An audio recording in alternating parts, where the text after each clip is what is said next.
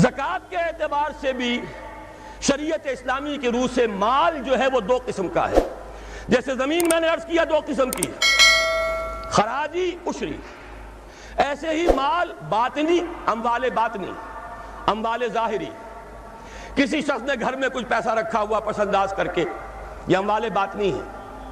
کسی نے زیور رکھا ہوا ہے، چلیے سونے کی ڈلی رکھ لی ہے کسی نے، کسی برے وقت کے لیے، پتہ نہیں نوٹ جو ہیں وہ تو دھیلے کے رہ جائیں، جیسے کویتی دینار ہو گیا تھا، کہیں ایسی آفت نہ آ جائے کوئی تھوڑا سا سونا لے کر رکھ لو.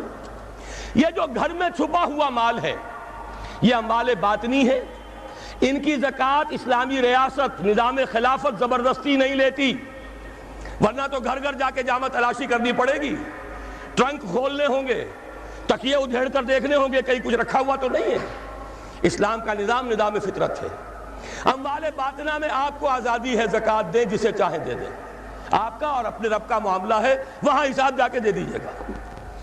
اموال ظاہری کی زکوٰۃ جبرن لی جائے گی. وہ کیا ہے؟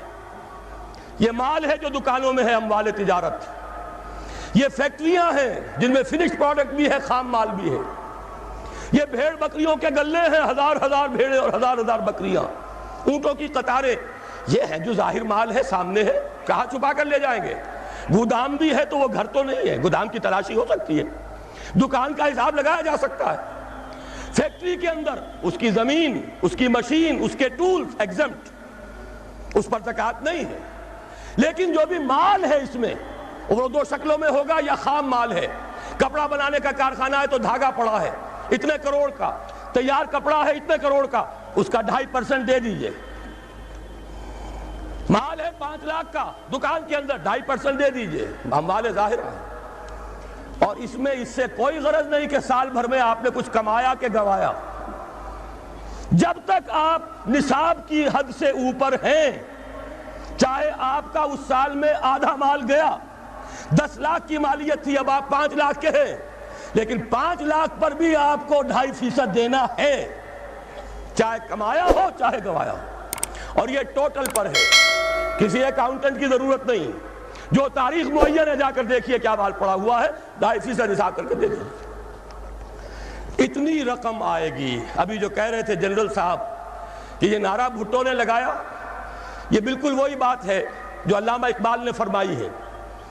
مغربی تہذیب میں بھی ایک حصہ حق کا ہے، اگرچہ باطل نے اس کے اوپر پورا غلبہ حاصل کر لیا، لیکن حق کا حصہ اس میں بھی تھا. وہ کیا تھا؟ اوہام پر اپنی بات نہ قائم کرو. لا تقف ما لیس لک بہ علم ان السمع والبصر والفؤاد کل اولئک کان عنہ مسئولا. علم پر بات کرو، وہم پر نہیں، محض تصورات پر نہیں، محض توہمات پر نہیں، علم پر. موقف تمہارا علم پر قائم ہونا چاہیے. یہ بات تھی، انہوں نے لی، توہمات کو ختم کیا. کھول آنکھ، زمین دیکھ، فلک دیکھ، فضا دیکھ، مشرق سے ابھرتے ہوئے سورج کو ذرا دیکھ. لہذا سائنس بڑھی، ٹیکنالوجی بڑھی، آئی ان کے ہاں ترقی آئی. اسی طرح یہ سمجھ لیجئے روٹی، کپڑا اور مکان کوئی کافرانہ نعرہ نہیں تھا، یہ افراد کا بنیادی حق ہے. اور تاریخ انسانی میں پہلی مرتبہ عمر فاروق نے اس حق کا بیان کیا. اگر دجلہ اور فرات کے کنارے ایک کتا بھی بھوکا مر گیا تو عمر قیامت کے دن ذمہ دار ہوگا. کون مارکس ہے، کیا پدی اور کیا پتی کا شوربہ، کون کوئی جدید تصورات دینے والے ہوں گے؟ یہ کل کی پیداوار ہے اور آج ختم ہو چکے. آج ان کے چہروں پر کالک بلی جا رہی ہے، آج ان کے مجسمے گرائے جا رہے ہیں. عمر فاروق کا فرمان یہ محمد کے غلام اور ایک ادنا تربیت یافتہ سپاہی کا فرمان ہے. یہ تا قیام قیامت قائم رہے گا. ہر شہری کی بنیادی ضروریات کی کفالت ہے جو نظام خلافت کے ذمے ہے.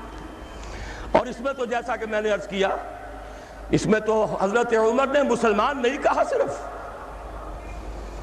صرف مسلمان نہیں، جانوروں تک بات پہنچا دی. اس کا مطلب یہ کہ غیر مسلموں کا بھی حق ہے. اس لیے کہ حضرت عمر ہی نے ایک مرتبہ دیکھا تھا، کسی صوبائی دارالحکومت کے دورے پر گئے تھے، کوئی ایک بڈھا غیر مسلم غالباً مجوسی تھا، وہ کچھ خیرات مانگتا پھر رہا تھا، بہت بوڑھا ضعیف. وہاں کے عامل سے حضرت عمر نے پوچھا یہ کیا معاملہ ہے، یہ خیرات مانگنے پر کیوں مجبور ہو گیا؟ تو انہوں نے کہا غریب ہے اور اس کے پاس کوئی ذریعہ نہیں ہے. فرمایا یہ بڑا ظلم ہے کہ جب یہ جوان تھا کماتا تھا ہم اسے جزیہ لیتے تھے، اور آج اگر یہ بوڑھا ہو گیا ہے اور اس کا کوئی والی وارث نہیں ہے تو ہم نے اسے سڑکوں کے اوپر بھیک مانگنے کے لیے چھوڑ دیا، اس کا بھی وظیفہ مقرر ہو جائے گا۔ یہ ذمہ داری، یہ کفالت عامہ ہر شہری کے لیے۔ اور یہ جان لیجئے تجارت میں اور صنعت میں یہ سارا فساد جو اس وقت ہے وہ اس وجہ سے ہے کہ عام آدمی، عام کسان، عام مزدور مجبور ہے کہ سرمایہ دار اور جاگیردار کی ٹرمز پر کام کرے، نہ کرے گا تو کیا کرے گا؟ ٹریڈ یونین بنا لیجئے، وہ بھی جیبی ٹریڈ یونین بنا لیں گے، ان کے اپنے ایجنٹ ہوں گے۔ اب لڑیے، خون کس کا جائے گا؟ مزدور ایک دوسرے سے ٹکرائیں گے، کچھ حاصل نہیں۔ اسلام نے کیا نظام دیا ہے؟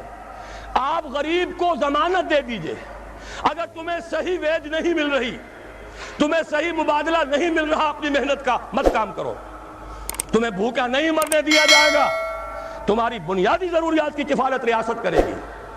اب ہوئی برابر کی چوٹ۔ اگر کارخانے دار کہہ سکتا ہے کہ اگر آپ کو یہ چیز منظور ہے کام کیجئے ورنہ جائیے، سب مزدور چلے جائیں گے، میں لاک اپ کر دوں گا، کارخانہ بند کر دوں گا، لیکن یہ کہ مزدور اس وقت یہ نہیں کہہ سکتا، وہ تو کہے گا جناب اسی تنخواہ پر کام کروں گا، اس لیے کہ ایک دن کام نہ کرے شاید بچ جائے، 2 دن کام نہ کرے بچ جائے، تیسرے دن فاقہ آئے گا، اس کے پاس کھانے کو نہیں ہے۔ لیکن اگر معلوم ہو میری ریاست خلافت اللہ فی الارض، وہ ضامن ہے، وہ رب العالمین ہے، اور اسی کی رب العالمینی کا یہ مظہر ہے نظام خلافت، رحمت للعالمینی کا سب سے بڑا مظہر محمد الرسول اللہ کی یہ نظام